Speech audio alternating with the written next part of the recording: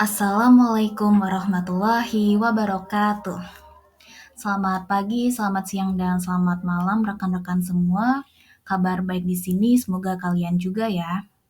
Pada kesempatan kali ini, aku akan mengadakan kelas asistensi akuntansi manajemen yang pertama.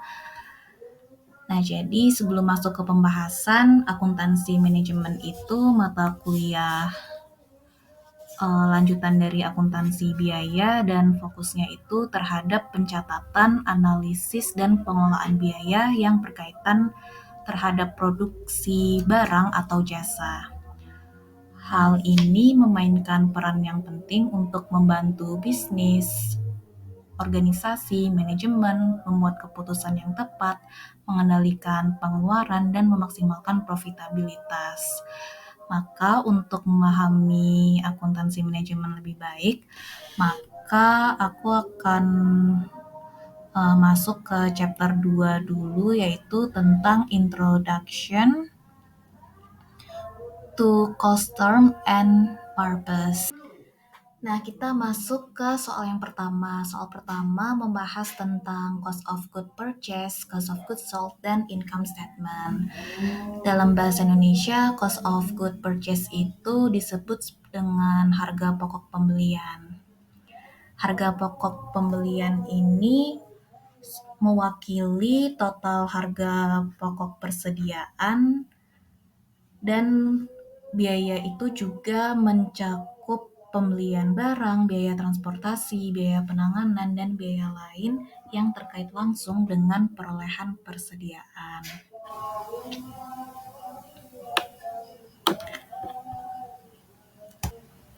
Nah, kemudian cost of goods sold. Cost of goods sold ini kalau dalam bahasa Indonesia disebut juga sebagai harga pokok penjualan. Kita singkatnya bahasa Inggrisnya COGS, dan kalau Indonya HPP. Untuk COGS ini merupakan harga pokok persediaan atau cost of inventory yang telah dijual perusahaan kepada pelanggan. COGS ini penting untuk dihitung terutama bagi perusahaan yang bergerak di bidang manufaktur, grosir, dan retail karena itu akan berdampak langsung terhadap gross profit-nya atau laba kotor perusahaan. Untuk menghitung cost of goods sold itu caranya beginning inventory ditambah cost of good purchase dikurangin ending inventory. Nah, kemudian ada istilah income statement, tentu kalian sudah sangat familiar. Income statement atau laporan laba rugi ini memberikan informasi mengenai pendapatan, pengeluaran, dan laba bersih atau net income pada periode tertentu, biasanya dalam tahunan, dalam kuartal atau 3 bulanan, dan atau 1 bulanan. Oke, kita langsung masuk ke pertanyaan yang pertama. The following data are for Wang Wong Ping retail outlet stores. The account balance in thousand are for 2021. Nah, di dalam soal ini dicantumkan banyak data, yaitu ada marketing and advertising cost, merchandise inventory, shipping of merchandise to customers, depreciation on store fixtures, kemudian pengeluaran untuk purchases atau pembelian, dan ada cost untuk general and administrative, dan ada merchandise inventory di akhir tahun, kemudian ada merchandise break-in, kemudian ada data purchase returns and allowance, ada purchase discount, dan revenues. Nah, kemudian yang diminta oleh soal itu kita disuruh menghitung cost of good purchase dan cost of good sold. Kemudian yang kedua diminta untuk menyiapkan income statement untuk tahun 2021. Nah, jika kalian menemukan soal yang panjang seperti ini, biasakan untuk langsung membaca pertanyaannya, karena belum tentu semua data yang disajikan itu kita gunakan untuk menjawab pertanyaan, supaya kita bisa menghemat waktu lebih banyak. Nah, di sini kita menjawab untuk menghitung berapa cost of good purchase-nya. Nah, kita bahas dulu dari yang paling atas. Pertama, kita masukkan purchases. Purchases itu atau pembelian, yaitu total uang untuk biaya persediaan yang diperoleh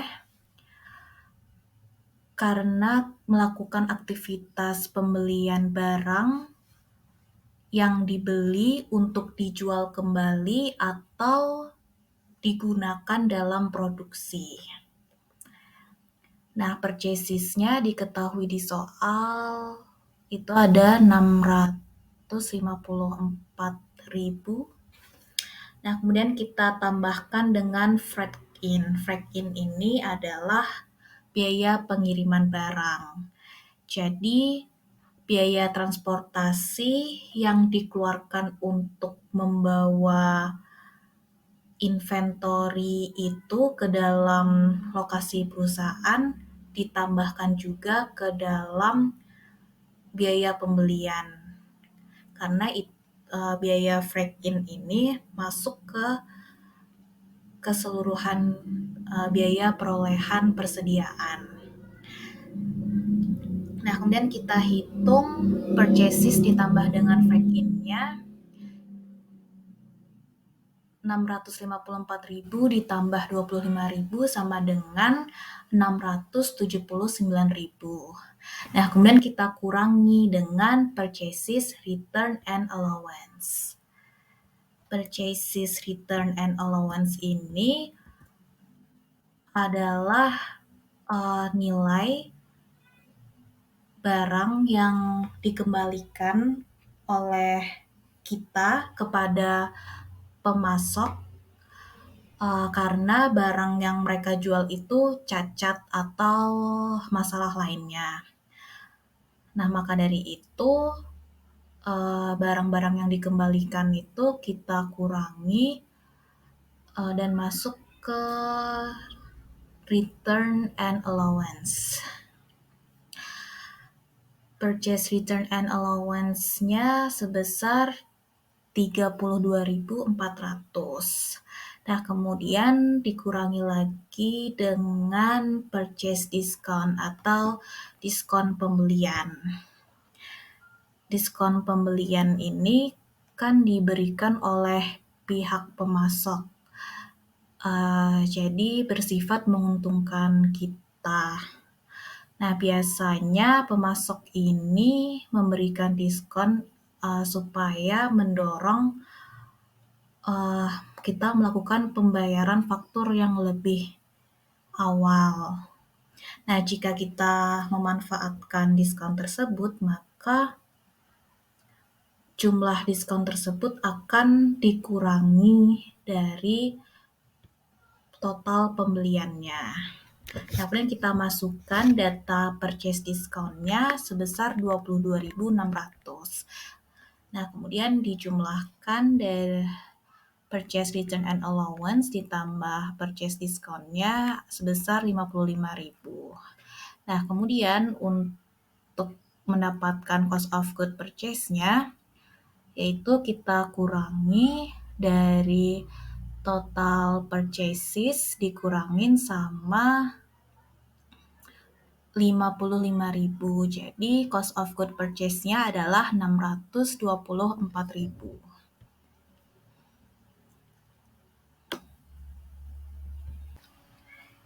Oke, kita lanjut untuk menghitung cost of goods sold-nya. Pertama-tama kita masukkan beginning merchandise inventory atau persediaan barang dagangan awal pada 1 Januari. Sebanyak 115.800. Nah, kemudian kita tambahkan dengan cost of good purchase yang sudah kita temukan di slide sebelumnya. Cost of good purchase ini mencakup biaya pembelian, pengangkutan, dan penyesuaian pengembalian barang dan diskon. Nah, kemudian kita jumlahkan beginning merchandise inventory itu 115.800 ditambah cost of good purchase 624.000 sama dengan cost of good available for sale sebesar 739.800. Cost of good available for sale ini adalah harga pokok barang yang tersedia untuk dijual. Maka informasi itu adalah total biaya persediaan yang tersedia untuk dijual sepanjang tahun. Nah, kemudian kita kurangi dengan ending merchandise inventory pada 31 Desember sebesar 124.200. Nah, kita dapatkan cost of goods sold-nya dari pengurangan cost of goods available for sale dikurangi ending merchandise inventory sama dengan 615.600. Nah, sekarang kita udah di bagian yang terakhir di soal pertama, yaitu menyiapkan income statement untuk akhir tahun. Income statement yang paling atas adalah revenues. Revenues-nya 798.000. Nah, kemudian dikurangi cost of goods sold yang sudah ditemukan tadi di atas 615.600. Gross margin-nya adalah 798.000 dikurangin 615.600 sama dengan 182.400.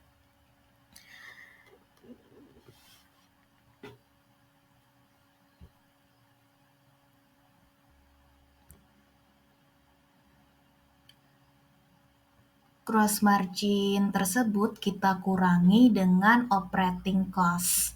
Operating cost-nya terdiri dari beberapa biaya. Yang pertama, marketing and advertising cost, building depreciation, shipping of merchandise to customer, dan general and administrative cost. Kita jumlahkan semua biaya tersebut. Total operating cost-nya adalah 145.220. Maka kita dapatkan operating income-nya adalah gross margin dikurangi dengan total operating cost. Operating income-nya adalah 37.180.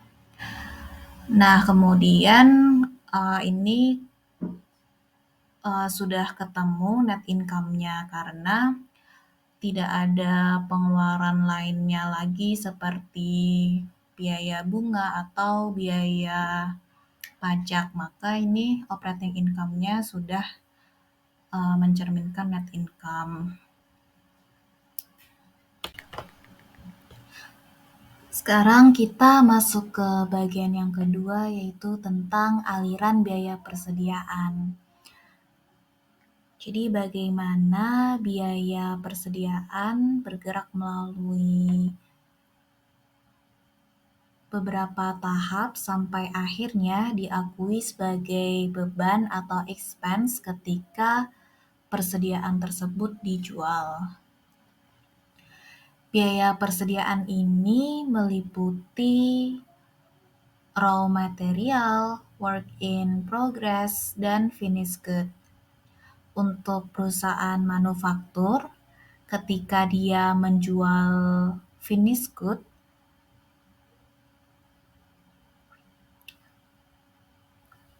harga pokok barang tersebut dipindahkan ke sisi pengeluaran.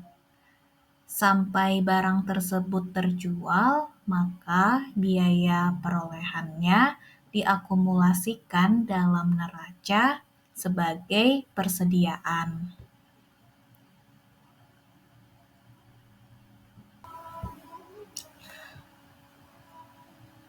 Pertanyaan yang kedua, jadi berikut ada data steward tables untuk bulan Maret tahun 2020 yang direpresentasikan dalam jutaan.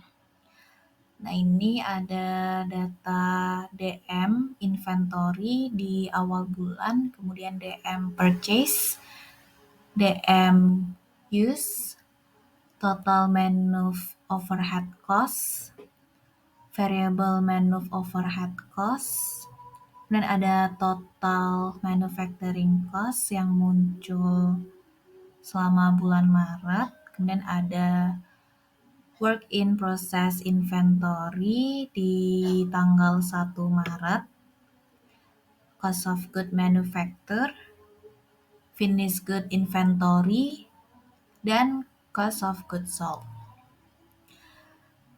Nah, perintah soalnya kita disuruh menghitung berapa saja direct material inventory di akhir bulan Maret, dan fixed manufacturing overhead cost untuk bulan Maret, direct manufacturing labor cost untuk bulan Maret, work in process inventory di akhir bulan Maret, cost of finished good available for sale in March, finished goods inventory at March 31st.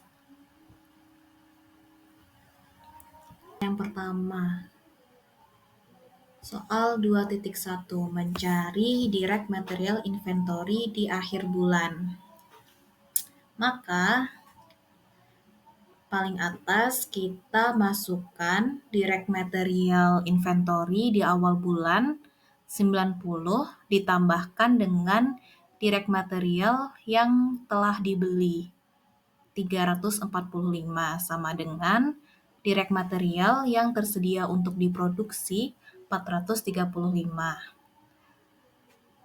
435 itu kita kurangi dengan direct material yang sudah digunakan 365, maka direct material inventory di akhir bulan 435 dikurangi 365 sama dengan 70. Kemudian lanjut ke soal 2.2. Mencari fixed manufacturing overhead cost atau kita singkat fixed manuf OHC. Persamaannya itu sama dengan fixed manuf OHC ditambah variable manuf OHC sama dengan total manuf OHC. Maka jika yang dicari itu adalah fix, maka dibalik totalnya dikurangi dengan variabel. Sama dengan 485 dikurangi 270, hasilnya adalah 215.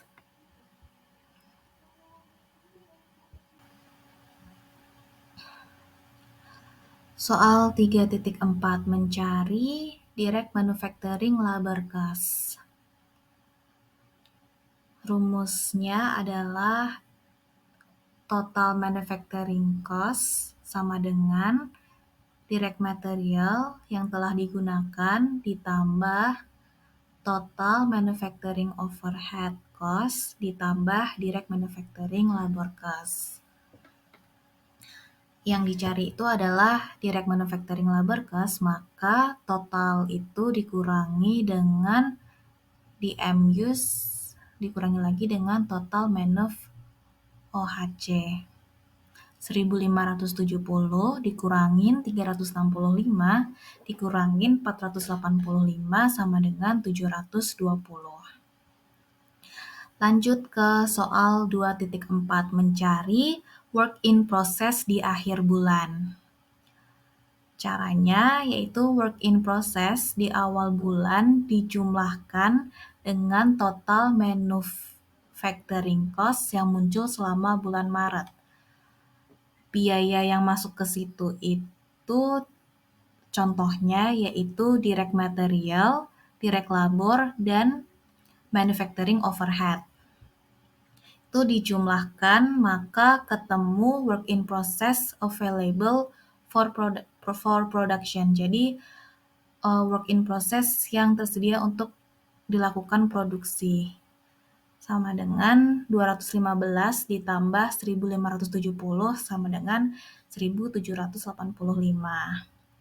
Setelah itu kita kurangi dengan cost of good manufacture, yaitu cost item yang telah selesai diproduksi di bulan Maret dan dipindah dari work in process ke finished good inventory. Nah, cost of good manufacture-nya itu sebesar 1.640. Maka item yang berupa work in process inventory di akhir bulan itu sebesar 145, hasil dari pengurangan 1.785 dikurangin 1.640. Lanjut ke soal 2.5, mencari cost of finished good available for sale, or in bahasa harga pokok barang jadi yang tersedia untuk dijual pada bulan Maret 2020. Cara mencarinya yaitu finished good inventory atau persediaan barang jadi di awal bulan ditambahkan dengan cost of good manufacture yang dipindahkan dari work in process. Nah, jadi 160 ditambah 1640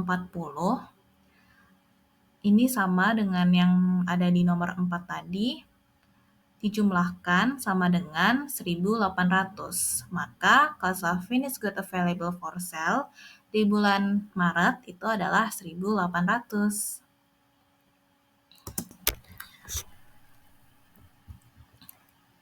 Sekarang soal 2.6 mencari finished good inventory di akhir bulan. Caranya yaitu cost of finished good available for sale yang sudah ditemukan sebelumnya dikurangi dengan cost of goods sold. Cost of goods sold ini merepresentasikan cost of finished good yang telah terjual selama bulan Maret. Nah, cost of goods sold yang terjual selama bulan Maret itu 1.740. Maka finished good inventory di akhir bulan adalah 1.800 dikurangin 1.740 sama dengan 60. Kita masuk ke bagian yang terakhir, yaitu cost of good manufacture, income statement, dan manufacturing company.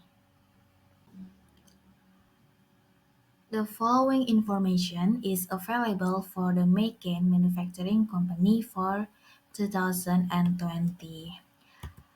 Pertanyaannya dari slide selanjutnya, asumsikan bahwa pembelian raw material itu dibeli secara kredit dan semua penjualan adalah penjualan kredit. Maka kita diminta untuk mencari jumlah yang hilang dari data ini, yang tanda tanya ini, berapa angka sesungguhnya.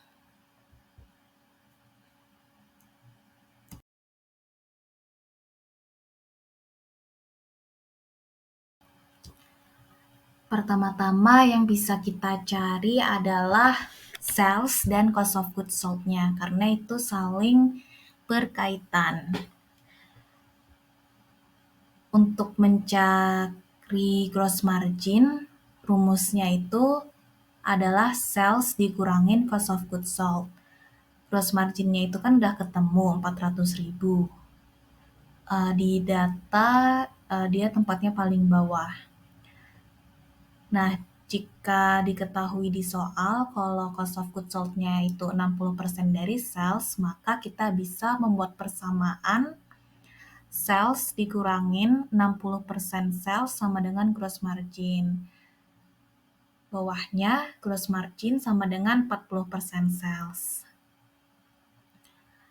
Karena gross marginnya udah ketemu 400.000, maka 400.000 sama dengan 40% sales.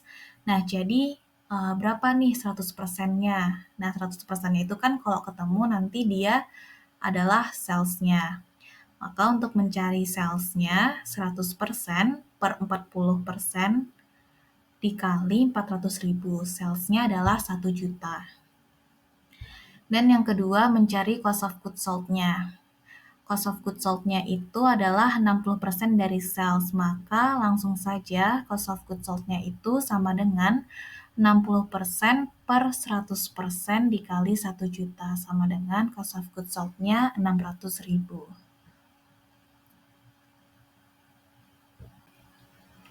Sekarang kita mencari cost of goods manufacture. Cost of goods manufacture itu adalah harga pokok produksi. Cara menghitungnya dengan menjumlahkan cost of goods sold ditambah finished good di akhir dikurangi dengan finished good di awal. Sama dengan 600.000 ditambah 50.000 dikurangin 75.000 sama dengan 575.000. Kemudian untuk mencari total manufacturing cost, kita membutuhkan data cost of goods manufacture. Maka tadi dicari dulu cost of goods manufacture-nya, baru total manufacturing cost. Total manufacturing cost atau total biaya produksi, cara mencarinya dengan cost of goods manufacture ditambah work in process akhir atau persediaan dalam proses di akhir bulan dikurangi dengan persediaan dalam proses di awal bulan. Sama dengan 575.000 ditambah 60.000 dikurangin 25.000 sama dengan 610.000. Sekarang kita ke E, mencari account receivable collection. Account receivable itu adalah kita melakukan penagihan kewajiban pembayaran kepada pihak lain. Nah, maka untuk mencari account receivable collection itu caranya sama dengan beginning account receivable 120.000 ditambah collection of credit.